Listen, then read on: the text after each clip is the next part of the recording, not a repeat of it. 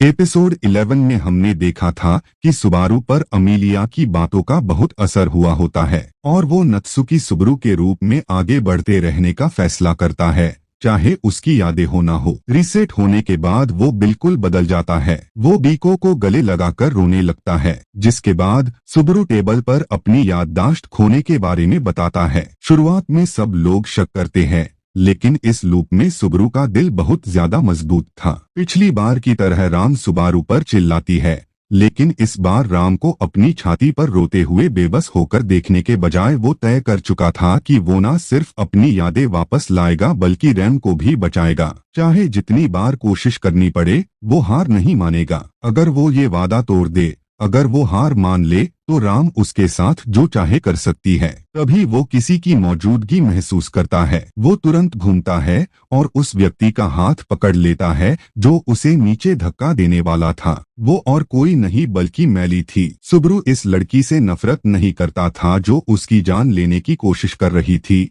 क्योंकि उसकी book of the dead पढ़ने के बाद सुबारू अच्छी तरह जानता है कि मैली ऐसा क्यों कर रही है। वो मानता है कि मैली सिर्फ एक बच्ची है, एक ऐसी बच्ची जिसके पास एल्सा के अलावा कोई नहीं था। वो हत्यारों के बीच पली बढ़ी थी और वो अपने दर्द को ठीक से समझ नहीं पाई। उसके पास सिर्फ एक ही तरीका था, वही करना जो वो उन लोगों द्वारा बचाए जाने के बाद से करती आ रही थी जिन्हें वो सबसे ज्यादा प्यार करती थी, मारना। सुबारू सोचता है कि नत्सुकी सुबारू क्या करता और फैसला करता है कि उसका पुराना रूप उसे यही मार देता, लेकिन वो एक बिल्कुल अलग रास्ता चुनता है। सुबारू सोचता है कि जब उसने पहले मैली को मारा था तो वो उसके अंदर मौजूद दूसरे व्यक्तित्व की आत्मरक्षा वाली प्रतिक्रिया थी, लेकिन इस बार ये फैसला सिर्फ सुबारू का नहीं था बल्कि पूरी टीम को इसके बारे में बताया गया था। सब लोग उसे अपने साथ रखने के बारे में बात करते हैं और फैसला करते हैं कि उसे सही तरीके से पाला जाएगा। इस चर्चा के दौरान सुबारू एक और बात कहता है, फिलहाल उसकी देह वापस लाने की कोशिशें रोक दी जाएं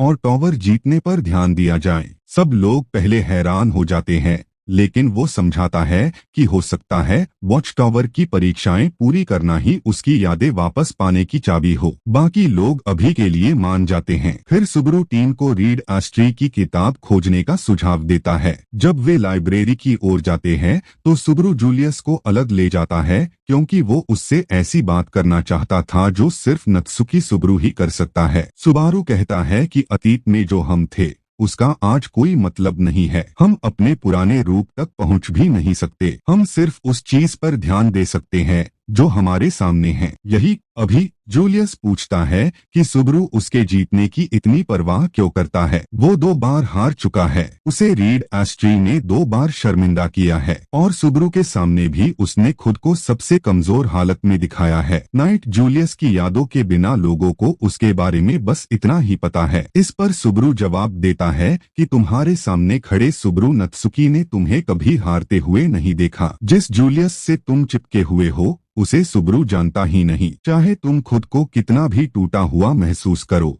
जिस तरह तुम खुद को संभालते हो, जिस तरह तुम एक अजय दुश्मन से लड़ने के लिए तैयार रहते हो, जिस तरह तुम सबसे बुरे समय में भी दूसरों के लिए सब कुछ दांव पर लगा देते हो, यही बातें तुम्हें एक सच्चा शूरवीर बनाती है। तुम्हें उन बातों से चिपके नहीं रहना चाहिए जिनके लिए लोग तुम्हें जानते भी नहीं। तुम्हें उस मौके पर ध्यान देना चाहिए जो अभी तुम्हारे पास है। जिसके बाद वो वापस टीम के पास आते हैं और पता चलता है कि मैली ने रीड की किताब ढूंढ ली है। फिर टीम सोचने लगती है कि इसे कौन पढ़ेगा। एनास्टेसिया सोचती है कि क्या हर बार बुक ऑफ द डेड पढ़ने पर थोड़ी यादें खो जाती है, और शायद इसी वजह से सुबारू ने अपनी ज्यादातर यादें खो दी। सुबारू कहता है कि किताब उसे पढ़नी चाहिए क्योंकि वो टीम का सबसे बेकार सदस्य है। उसकी कमजोरी की वजह से बाकी सभी उससे ज्यादा काम के। ये सोच अमीलिया को परेशान करती है। उसे पसंद नहीं कि सुबारू फिर से सारा बोझ अपने ऊपर ले रहा है और जरूरत से ज्यादा खतरा उठा रहा है। वो टीम को भरोसा दिलाता है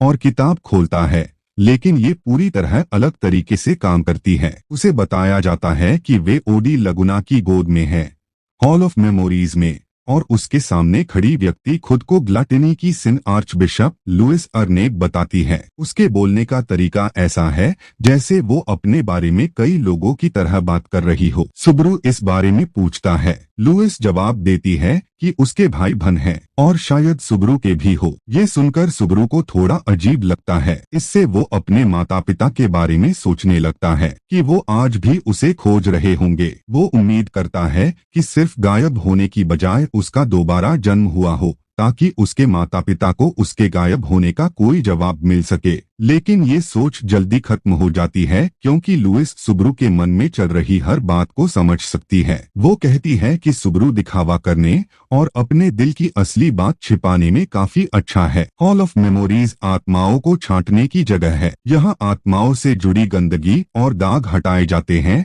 ताकि उन्हें फिर से साफ अवस्था में इस्तेमाल किया जा सके। ये जगह दुनिया को टूटने से बचाने वाली एक व्यवस्था है, एक निष्पक्ष और भावनाहीन व्यवस्था जो बिना किसी भावना के अपना काम करती रहती है। ये बात मेरी उस थ्योरी को गलत साबित करती है कि ओडी लगुना शायद स्वॉर्ड गॉड हो सकता है। ये सुनने के बाद सुबरू सीधे लुइस से पूछता है कि क्या उसी ने उसकी यादें चुराई थी। लुइस जवाब देती है, हाँ तो क्या। ये सुनकर सुबरू सोचता है कि उसके पास पहले 3 विच फैक्टर्स थे, फिर उसकी यादें खा ली गईं।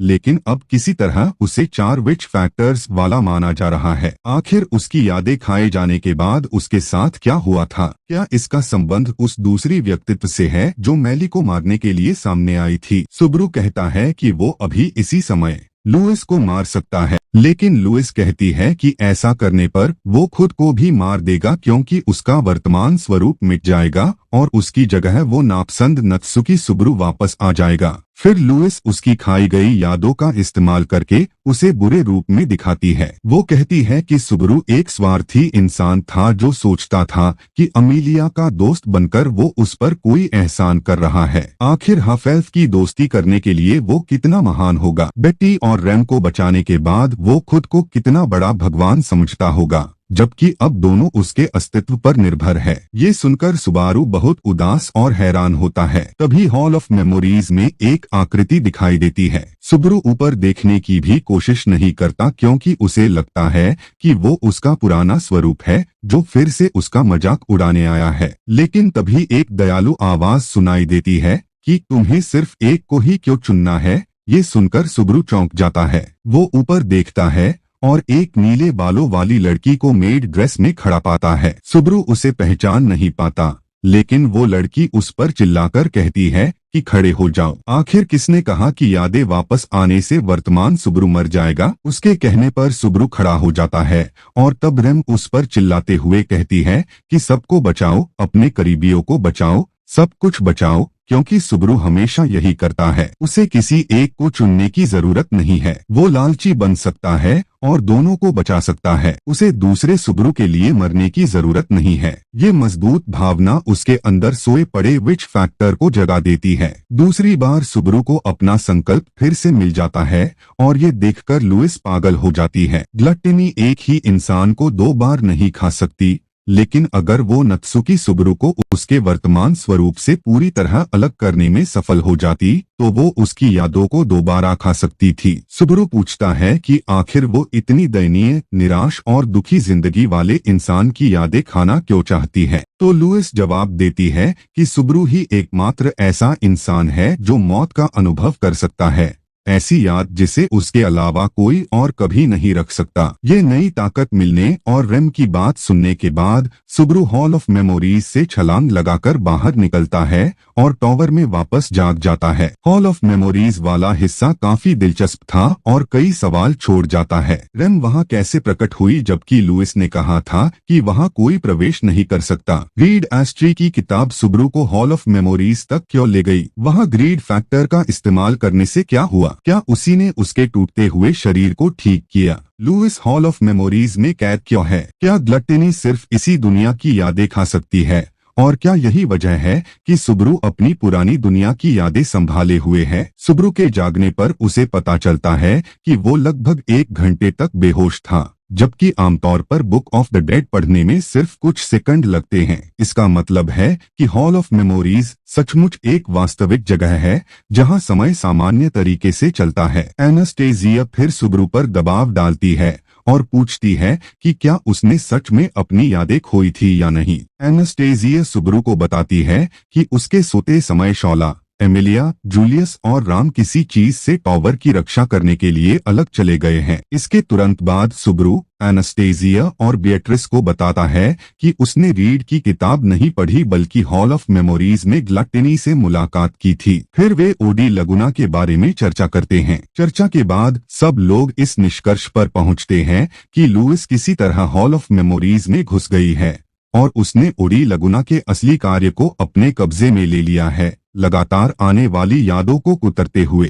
रीड की किताब ओडी लगुना से इसलिए जुड़ी हुई है क्योंकि बाकी किताबों की तरह वो सिर्फ यादों को दोबारा दिखाने के लिए इस्तेमाल नहीं हो रही, बल्कि रीड एस्ट्रे को परीक्षा के लिए फिर से बनाने में इस्तेमाल हो रही है।